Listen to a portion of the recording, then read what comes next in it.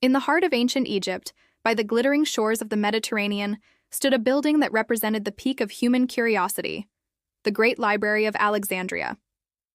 It was more than just shelves of scrolls.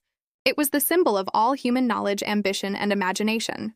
But one day, that light of wisdom was snuffed out, and the world was never the same again. Today, we'll uncover the story of how the Great Library rose, what secrets it held, and how one of history's greatest treasures vanished forever. The story begins around 283 BCE, when Ptolemy Soter, one of Alexander the Great's generals and rulers of Egypt, dreamed of building a kingdom that wasn't just powerful in weapons, but in wisdom. He wanted Alexandria to be the center of the intellectual world. His son, Ptolemy II Philadelphus, turned that dream into reality, constructing what became the Great Library of Alexandria. Imagine a massive complex near the royal palace, marble halls filled with thousands of papyrus scrolls, scholars from every corner of the ancient world, and a mission to gather all knowledge under one roof. Every ship that entered the port of Alexandria was searched. If any books or scrolls were found, they were copied by scribes, and the originals were kept in the library. Knowledge from Greece, Egypt, Persia, India, and even China came together for the first time in one place. The library wasn't just about collecting scrolls. It was about creating new knowledge. Inside its walls worked some of the greatest minds of the ancient world.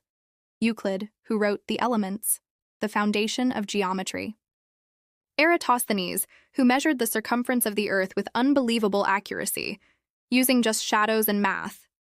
Herophilus, the father of anatomy, who studied the human body like no one before him. Archimedes, who laid the groundwork for physics and engineering. The library also had a research center called the Mouseion, or Temple of the Muses. It was like the first university, with observatories, lecture halls, and even botanical gardens. It wasn't just Egyptian or Greek knowledge, it was global learning, centuries before the world became connected. Historians believe the Great Library may have held 400,000 to 700,000 scrolls. They covered every field imaginable: astronomy, mathematics, medicine, philosophy, literature, and history. It was the Wikipedia of the ancient world, written on papyrus instead of screens. There were works from Homer, Aristotle, Plato, and texts from India and Mesopotamia that might have contained secrets we still don't know today.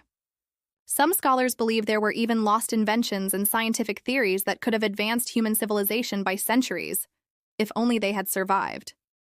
But every great story has its tragedy. The first blow came in 48 BCE, when Julius Caesar arrived in Alexandria during his war against Pompey. To stop his enemies, Caesar set fire to ships in the harbor. The flames spread to the docks, and from there, to the city itself. According to ancient writers, the fire reached the library and thousands of scrolls were turned to ash. Caesar himself later wrote, "It was an accident." But that accident destroyed centuries of human knowledge. However, many historians believe that not all was lost that day. Parts of the library survived, or copies were stored in smaller libraries around the city. The next great blow came in the 3rd century CE, when Alexandria fell into chaos during the Roman Empire's decline. In 272 CE, Emperor Aurelian's army attacked the city to crush a rebellion. The fighting devastated Alexandria's Bruchian district, where the library stood. Once again, fire and war took their toll. Some believe that the remaining scrolls were later moved to the Serapeum, a temple dedicated to the god Serapis.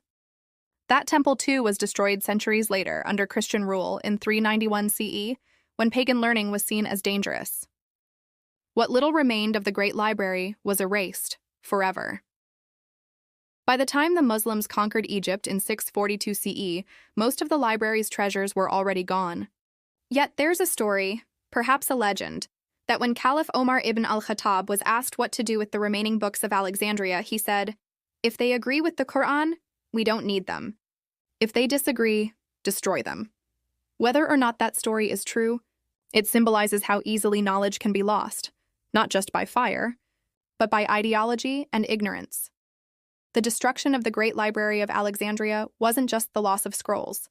It was the loss of ideas, dreams, and progress. We may have lost entire books of ancient science, technology, and philosophy. Some historians even speculate that ancient scholars might have been close to discovering concepts like evolution, heliocentrism, or even steam power, long before modern science. Imagine if that knowledge had survived. Human civilization might have reached the modern age 1,000 years earlier. Even though the Great Library was destroyed, its spirit survived. Its idea that knowledge belongs to all humanity inspired future generations.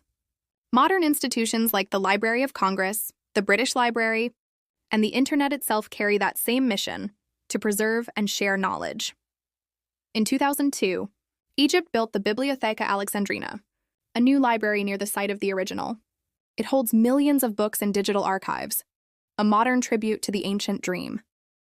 It's a reminder that while buildings can burn, the pursuit of knowledge never dies. The Great Library of Alexandria was more than a building. It was humanity's memory. Its destruction reminds us that knowledge is fragile, and that ignorance, war, and power can destroy what takes centuries to build.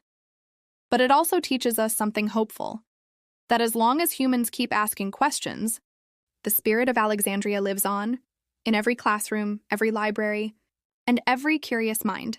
Because the true Library of Alexandria isn't made of stone or scrolls. It's built inside us.